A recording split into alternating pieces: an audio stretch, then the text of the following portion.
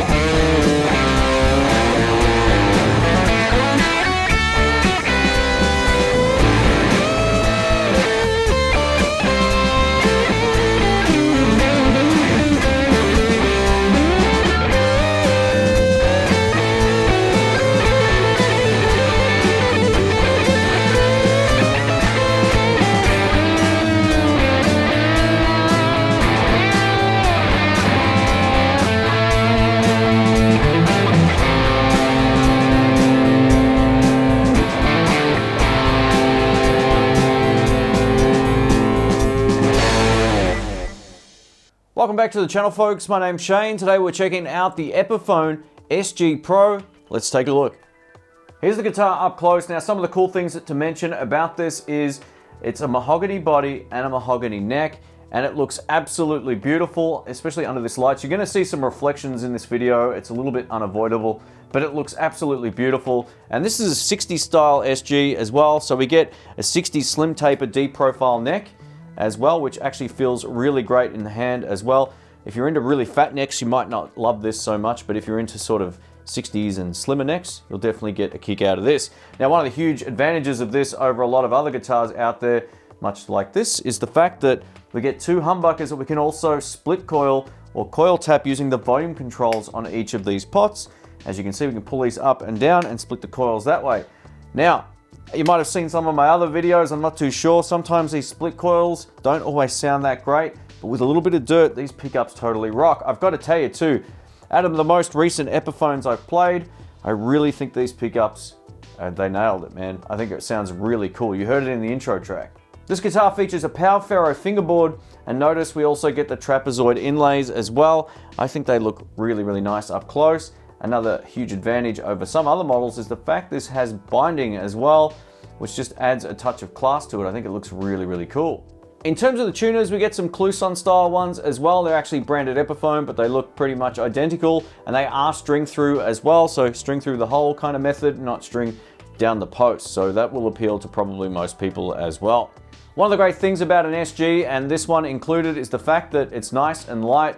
I could do a 3-hour gig with this and I wouldn't be breaking my neck like I would with my Les Paul. This is definitely a much lighter guitar, and it's fairly well balanced in terms of how SGs goes, but it still does neck dive just a little bit. If you were to say play it seated on your leg, it's going to tip towards the neck. Just be cautious of that. All SGs from Gibson and Epiphone, to my knowledge, have this exact same problem.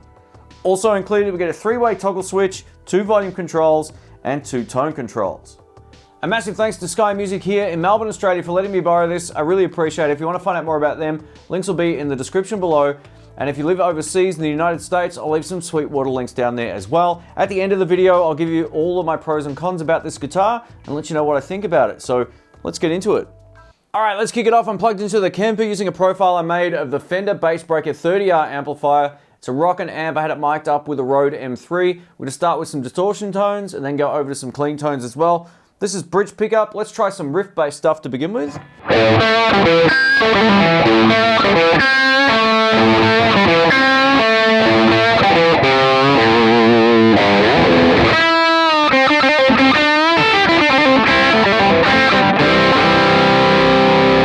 Feels great to play, nice and easy.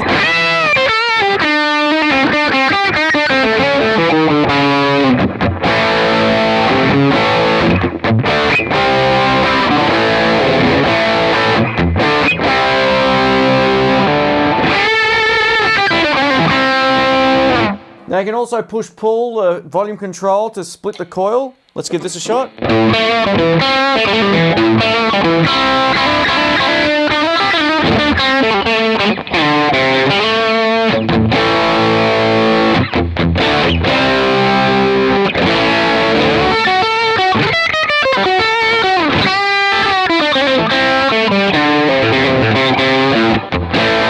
You know what, that's not too bad, I gotta say. Over to neck pickup, let's give this a shot.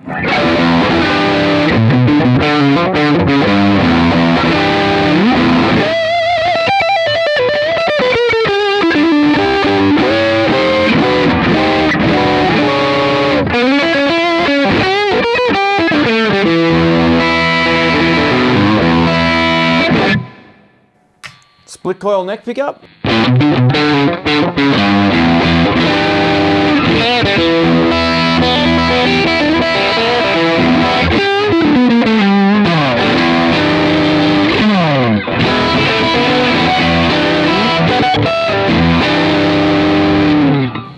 You know what, I got a chance to test one of the Gibsons with push-pull pots recently, and I actually think the split coil tones on this outperform that just in terms of its functionality. It sounds pretty cool. Let me know what you think in the comments.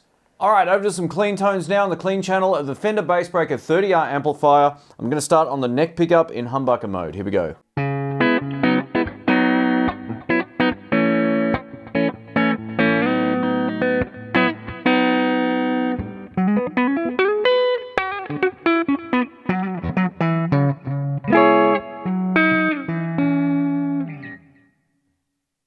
Over to split coil.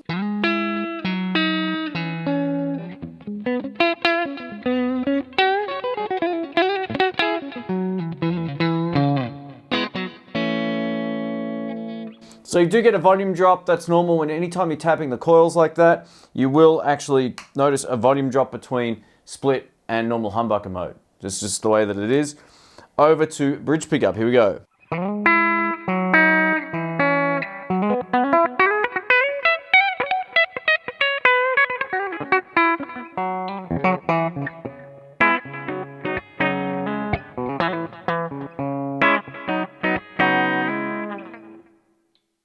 Bridge split.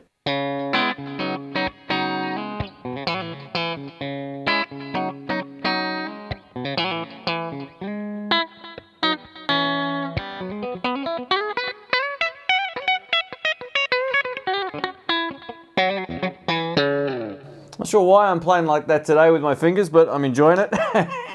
And over to both pickups. Actually, I missed that just before on the distortion, so we'll go back in just a moment. Both pickups all the way up.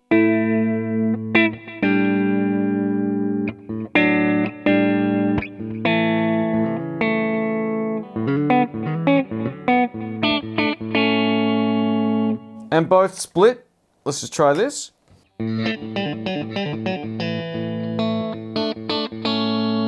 Don't like that at all. Just being honest, it sounds more like an acoustic. Just inherent of splitting coils like that with both pickups, sort of loses its mojo. But the humbucker tones rock. I'd be buying this for its humbucker tones. And now over to both pickups with a solo tone I've set up using the Bassbreaker sound with a little bit of delay. This is both pickups in humbucker mode.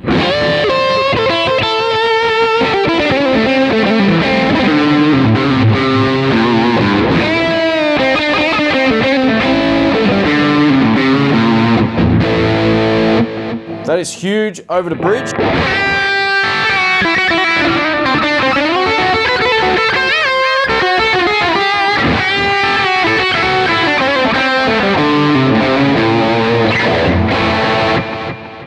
Over to neck.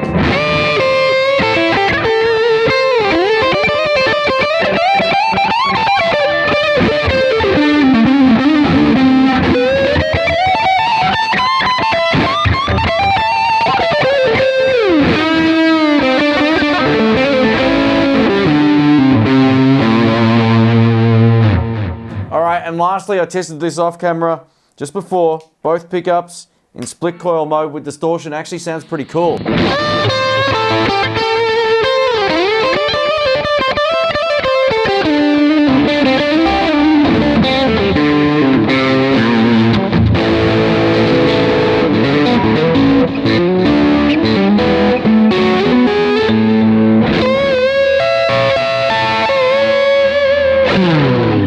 Yeah, alright, cool.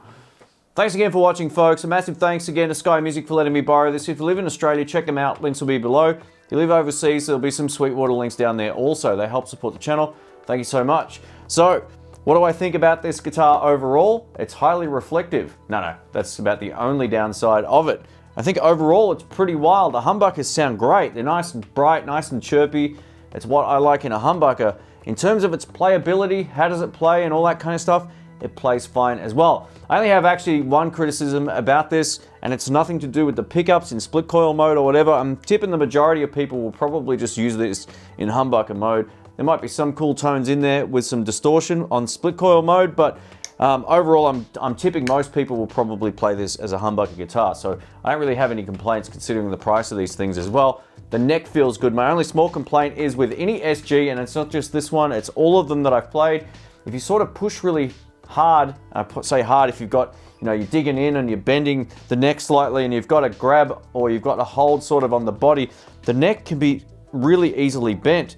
It doesn't break or anything like that, but what I mean is you can kind of pull the guitar out of tune a little bit when you're playing by accident. I noticed that a few times until I got a little bit more comfortable playing it, and I kind of loosened up my rhythm arm a little bit, because if I have my arm sort of locked down, I'm pulling a little bit on the neck this way, even just a hair if I'm playing. I noticed the tuning, you can hear it kind of going in and out a little bit. So that's just one thing to do with an SG that some people are aware of and they don't like, but because there's not as much sort of grab on the body back here, you'll probably find it's really easy to sort of, probably even hear that over my shirt mic. It's just really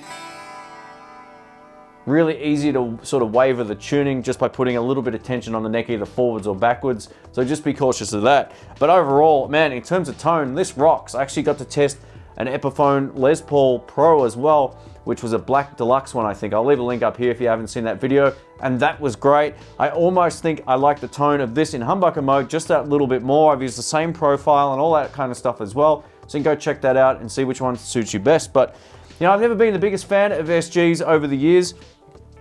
And the other reason is they're neck heavy. They're all neck heavy.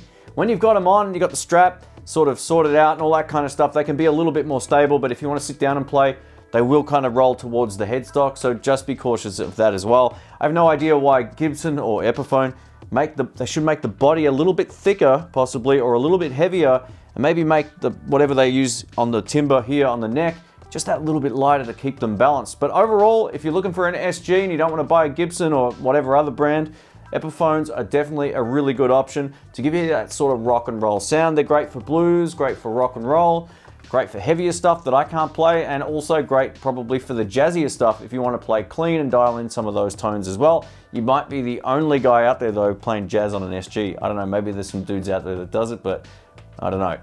Anyway, thanks again for watching. Links will be below. If you enjoyed the video, please give it a thumbs up. I'll catch you on the next one. See ya.